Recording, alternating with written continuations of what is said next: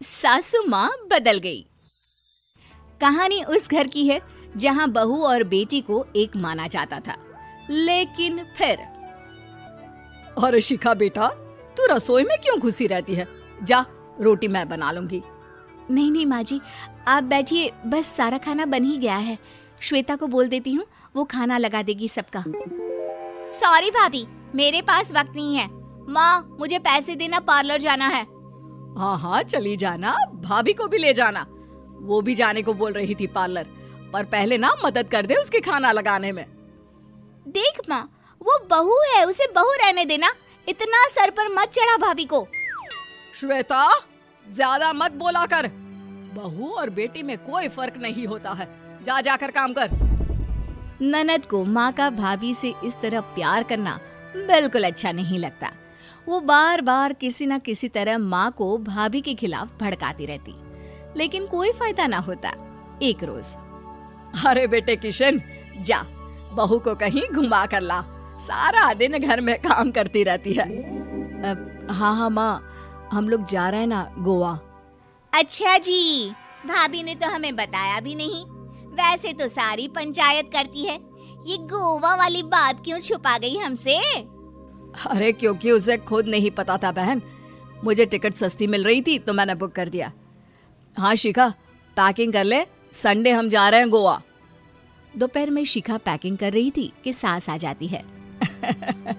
ये क्या बहू, साड़ियाँ? अरे गोवा जा रही है घूमने या फिर शादी में मायके हैं? माँ जी, ऐसा कुछ है ही नहीं, समझ में नहीं आ रहा क्या रखूं कपड़े में। अरे तेरी और श्वेता की साइज तो एक ही है, उसके कुछ मॉडर्न कपड़े ले ले, आकर लौटा देना। हाँ माँ जी, ये ठीक रहेगा। शिखा श्वेता के पास जाती है और उससे कपड़े मांगती है। ना जी ना, मैं अपने कपड़े ना दूं, वैसे भी फैल जाएंगे मेरे कपड़े, बहुत महंगे वाले हैं। शिखा मुंह लटकाकर कमरे में आ जाती है तो सास कहती है, चल तैयार हो जा, तुझे मैं शॉपिंग करा कर लाती हूँ गोवा की। बस फिर क्या था, सास बहू निकल जाते हैं मार्केट और एक से बढ़कर एक ड्रेस खरीद कर घर आते हैं। पहले बता देती कि नए कपड़े दिलाने वाली है भाभी को, तो मैं अपने ही दे देती ना भाभी को, मुझे दिला देती नए कपड़े।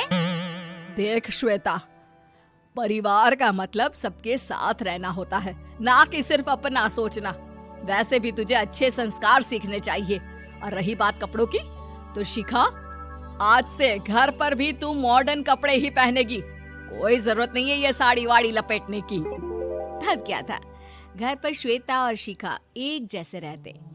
एक बार पड़ोसन आती है। अरे बेटा, अपनी माँ को तो बुलाना जरा, बात करनी है।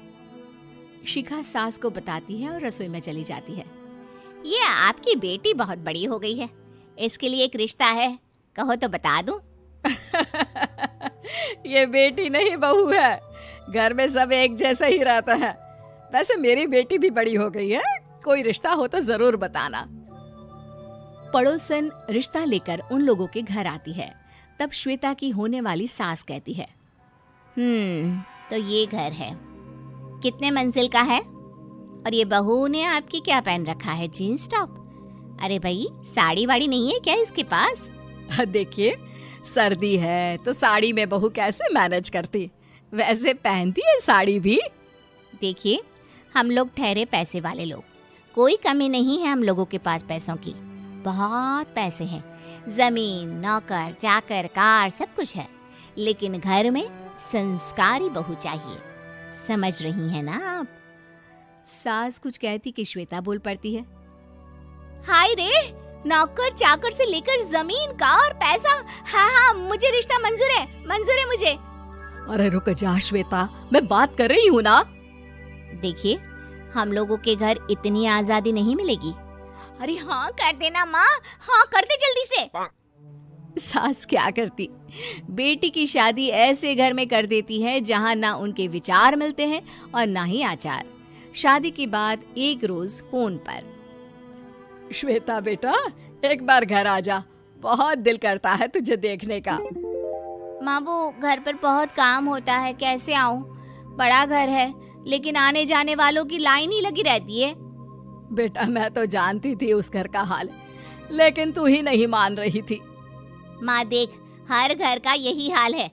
तेरी बेटी को यहाँ घूंघट हटाने की परमिशन नहीं है और एक तरफ भाभी स्कर्ट पहनकर घूम रही है।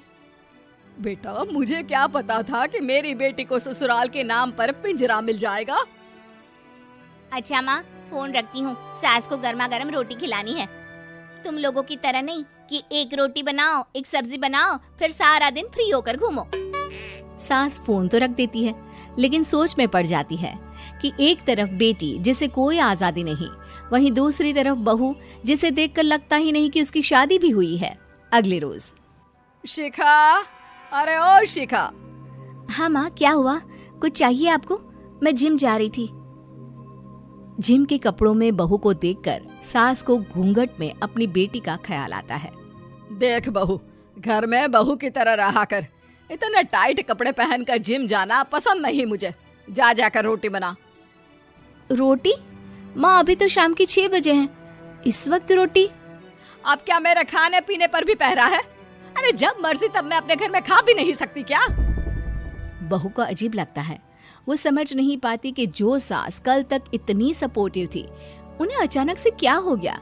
वो किचन में जाती है, गरम रोटी के साथ 2 तरह की सब्जी, रायता, सलाद सब लेकर सास के पास आती है। माँ जी, खाना।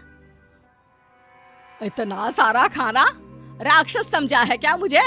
रोटी मांगी थी मैंने गर्मा गर्म बस। पर माँ जी, रोटी खाती किससे आप? सब्जी तो बनानी थी ना। अरे भूख मर गई मेरी तेरी बहस से। जा जाकर काम कर, अंदर पूरी रसोई साफ कर। बहू अंदर चली जाती है। थोड़ी देर में श्वेता घर आती है। अरे शिखा जल्दी से चाय ला, पकवान बना, मेरी बेटी आई है। अरे नहीं नहीं माँ, ड्राइवर बाहर खड़ा है। मैं तो घर का कोई सामान खरीदने के बहाने यहाँ आ गई हूँ, मुझे जाना होगा। अरे बेटा, पर कितने दिनों बाद देख रही हूँ तुझे, रहने आ जाना 2-4 दिन के लिए। आ जाऊंगी माँ, जब मेरी सास मरेगी तब। मैं तो रोज मन्नत मानती हूँ कि मेरी सास मर जाए तो अच्छा है। अच्छा चल, जा रही हूँ माँ। हे भगवान, कैसे कैसे दिन देखने पड़ रहे हैं मेरी बेटी को। सास अंदर जाती है, जहाँ श्वेता की जिम वाली सहेली का फोन आया होता है। क्या बात है, आज जिम नहीं आई? अरे पता नहीं यार, आज माँ को क्या हो गया अचानक। पर खैर कोई नहीं, लगता नहीं कि मैं अब जिम आ पाऊंगी। शिखा स्पीकर पर बात कर रही थी, जिसे सास सुन रही थी। यार ये सास ना होती ही ऐसी है। मैं तो कहती हूँ बुढ़िया जल्दी मरे और तू आराम से जिए। शिखा को सहेली की बात पर गुस्सा आ जाता है। माँ के मरने की कौन सा बच्चा दुआ मांगता है मोहिनी? आगे से ऐसी बात मेरे सामने मत करना। हमारे घर की शोभा ही माँ है। क्या हुआ जो थोड़ी सख्ती दिखा रही है? उसमें भी कोई ना कोई उनकी भलाई ही होगी। मैं तो कहती हूँ भगवान मेरे जैसी सास सबको दे, जो सिर्फ माँ की तरह है। सास वाली तो कोई बात ही नहीं है उनमें। सास ये बात सुन रही थी। उनकी आंख में आंसू आ जाते हैं कि क्यों वो बेटी की किस्मत में बहू को भी भागीदार बना रही थी। शिखा, अरे ओ शिखा, क्या हो गया? जिम नहीं जाना क्या?